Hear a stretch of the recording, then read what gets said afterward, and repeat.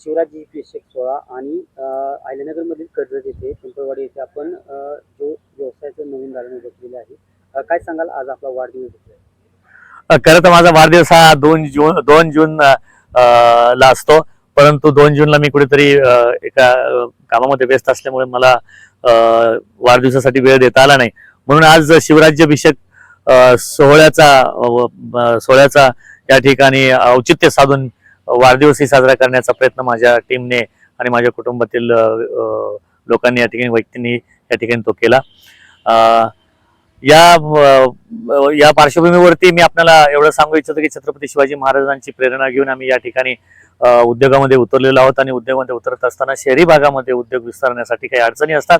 शहरी भागामध्ये काही जागेच्या अडचणी असतात, लोकांच्या अडचणी असतात. तसेच आपल्याला मोठ्या प्रमाणामध्ये एक्सपान्शनचा प्लॅन करता येत नाही. म्हणून आम्ही अहिल्यानगरमधील कर्जत या तालुक्यामधील पिंपवाडी हे एक आमचं छोटंसं गाव आहे, जे गाव पूर्वी एक जिराईत गाव म्हणून ओळखलं जात होतं, परंतु आता या ठिकाणी पाण्याची चांगल्या पद्धतीने मुबलक पाणी उपलब्ध असल्यामुळे शेती बागायती झालेली आहे. तरी सुद्धा काही तरुण या ठिकाणाहून दुसऱ्या शहरामध्ये येथे नगर असेल, बारामती असेल, पुणे असेल, मुंबई असेल अशा ठिकाणी नोकरीसाठी जातात. आणि त्या लोकांना इथे राहून आपली स्वतःचा व्यवसाय करता येईल, स्वतःची शेती करता येईल, स्वतःच्या आईवडिलांची काळजी घेता येईल आणि कुटुंबाची काळजी घेता येईल आणि कंपनीच्या ग्रोथसाठी कंपनीलाही योगदान देता येईल अशा प्रकारची सुविधा त्या मुलांना मिळावी या हेतूने आणि या ठिकाणच्या लोकांनी आमचा व्यवसाय बघून इतर मुलांनी सुद्धा व्यवसायामध्ये उतरण्याचा प्रयत्न करावा आणि त्यात त्यांनी उतरावं आणि आमची प्रेरणा घेऊन, आमच्या उद्योगाची प्रेरणा घेऊन त्यांनी नवीन उद्योग या ठिकाणी उभारावेत असा मानस घेऊन आम्ही या ठिकाणी अहिल्यानगरमध्ये हा व्यवसाय उभा केलेला आहे. गेल्या 2-3 वर्षापासून आम्ही इथं शिफ्ट झालेलो आहे. तसा आमचा व्यवसाय 21 वर्षापासून आम्ही व्यवसायामध्ये आहोत. महाराष्ट्रामध्ये, भारतामध्ये आणि भारताच्या बाहेर अनेक देशांमध्ये आम्ही आमचा माल वेगवेगळ्या माध्यमातून एक्सपोर्ट करत असतो. परंतु इथे मात्र या लोकेशनला आम्ही 1-2-2.5 वर्षापूर्वी इथे आलेलो आहोत. सर, विशेषतः कोरोना काळात पुण्यात जी कोरोना किलर मशीन आपल्या मार्फत तयार झाली, त्यानंतर ग्रामीण भागात देखील ग्रामीण मुलांना व्यवसाय मिळण्यासाठी आपले नियमित प्रयत्न झालेले आहेत. ज्या पद्धतीने पुण्यामधील कोरोना मशीनचा लोकांचा मोठ्या प्रमाणात त्यातनं जीवदान मिळाले आणि एक तिथं संधी देखील व्यवसायाची मिळाली. आता पुन्हा एकदा आपण अहिल्यानगरमध्ये आलेलो, कसं आहे एकंदरीत ग्रामीण आणि शहरी भागाचा साम्य? खरं तर मी अहिल्यानगरमध्ये आलो आहे म्हणजे मी पुण्यातून पुण्यातलं बिझनेस पूर्ण आम्ही डिस्कनेक्ट केलेलं असं नाहीये. तर आमचं मार्केटिंग असेल किंवा बाकीचे आस्थापना ज्या आहेत, लाईक से HR असेल, account, finance and administration, that is being conducted from Pune office only. पण आमचा जो मॅन्युफॅक्चरिंगचा जो इस्टॅब्लिशमेंट आहे, right from electronics, electrical, mechanical, fabrication and all allied activities, ते आम्ही या प्लांटला करतो आहोत. कोरोना केरलच्या संदर्भामध्ये आपण बोलला, ज्याला आपण व्हायरोनिल असंही म्हणतो किंवा इलेक्ट्रॉनिक डिसइन्फेक्टंट असंही म्हणतो.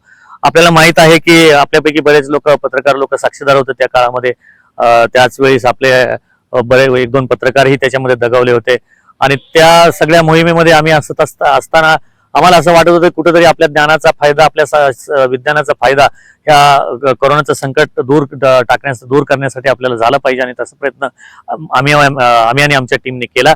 आणि त्यामध्ये आम्हाला पुण्यामधलं NIV जे इन्स्टिट्यूट आहे, त्यानंतर ICMR इन्स्टिट्यूट जे आहे, जे भारताचं सर्वोच्च आरोग्य खात्याचं सर्वोच्च इन्स्टिट्यूट आहे, त्यांनी आम्हाला मदत केली आणि त्यांच्या मदतीतून आम्ही हे जे कोरोना किलर किंवा व्हायरोनिल किंवा आपण आयोनायझर ज्याला म्हणतो ते प्रोडक्ट आपण सर्टिफाय करून घेतलं.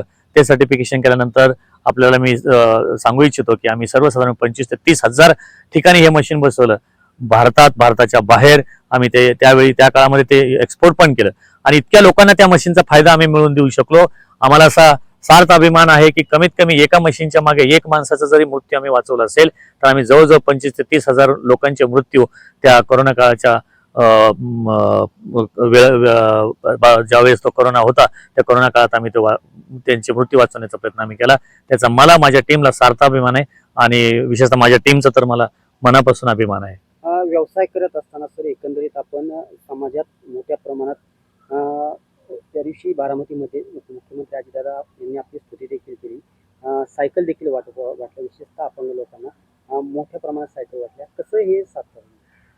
खरं सांगू का मी तुम्हाला की जीवनाच्या एका सर्वसाधारण टप्प्यावरती आपण आलो ना की त्यावेळी आपले मुलं बाळ, आपलं प्रपंच, आपलं कुटुंब एका एका एका स्टेजला आल्यानंतर आपल्याला आपण ज्या समाजातून आलेलो आहे, ज्या समाजाने आपल्याला इथपर्यंत आणलं, त्या समाजाचं आपण काहीतरी देणं लागतो आणि त्या समाजाचं देणं आपल्याला ते परतफेड करण्यासाठी आपल्या सारखेच जे गरजू लोक असतील त्या गरजू लोकांसाठी आपण काहीतरी केलं पाहिजे अशी भावना माझ्या कुटुंबाची असते आणि त्या माध्यमातून आम्ही अष्टावधी फाउंडेशन हे माझी पत्नी, माझी बहीण, माझी आई आणि माझ्या कुटुंबातील नातेवाईकातील अजून काही महिलांनी मिळून ते अष्टावधी नावाची संस्था उभारलेली आहे. आणि त्या अष्टावधी संस्थेच्या माध्यमातून आम्ही आमच्या कुटुंबाला, आम्ही आमच्या उद्योग समूहाला जेवढं शक्य आहे तेवढं समाजासाठी करत असतो आणि ते समाजाशी करत असताना समाजातील ज्या लोकांना खरंच त्याची गरज आहे त्या लोकांना आपण त्याची मदत करत असतो आणि ती मदत करत असताना आपण जसं दादांचं नाव घेतलं त्याप्रमाणे दादांसारखी कर्तृत्वान माणसं, त्यांचा आशीर्वाद आम्ही आमच्या पाठीशी घेऊन